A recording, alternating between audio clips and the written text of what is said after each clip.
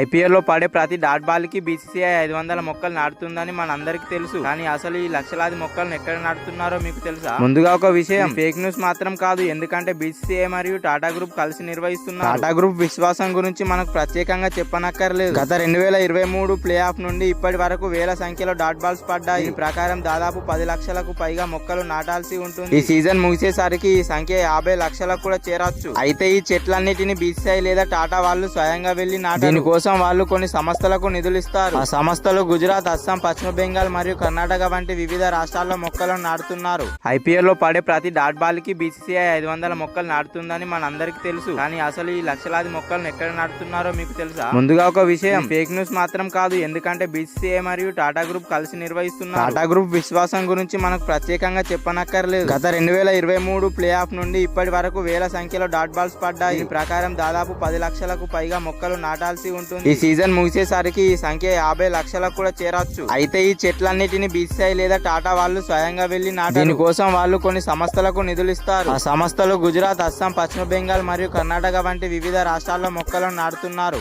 IPL లో పడే ప్రతి డాట్ బాల్ కి బీసీసీఐ 500 మొక్కలు నాటుతుందని మనందరికీ తెలుసు. కానీ అసలు ఈ లక్షలాది మొక్కలను ఎక్కడ నాటుతున్నారో మీకు తెలుసా? ముందుగా ఒక విషయం, ఫేక్ న్యూస్ మాత్రం కాదు. ఎందుకంటే బీసీసీఐ మరియు టాటా గ్రూప్ కలిసి నిర్వహిస్తున్నారు. టాటా గ్రూప్ విశ్వాసం గురించి మనకు ప్రత్యేకంగా చెప్పనక్కర్లేదు. గత 2023 ప్లే ఆఫ్ నుండి ఇప్పటి వరకు వేల సంఖ్యలో డాట్ బాల్స్ పడ్డాయి. ఈ ప్రకారం దాదాపు 10 లక్షలకు పైగా మొక్కలు నాటాల్సి ఉంటుంది. ఈ సీజన్ ముగిసేసరికి ఈ సంఖ్య 50 లక్షలకు కూడా చేరొచ్చు. అయితే ఈ చెట్లన్నిటిని బీసీసీఐ లేదా టాటా వాళ్ళు స్వయంగా వెళ్లి నాటారు. దీనికోసం వాళ్ళు కొన్ని సంస్థలకు నిధులు ఇస్తారు. ఆ సంస్థలు గుజరాత్, అస్సాం, పశ్చిమ బెంగాల్ మరియు కర్ణాటక వంటి వివిధ రాష్ట్రాల్లో మొక్కలను నాటుతున్నారు.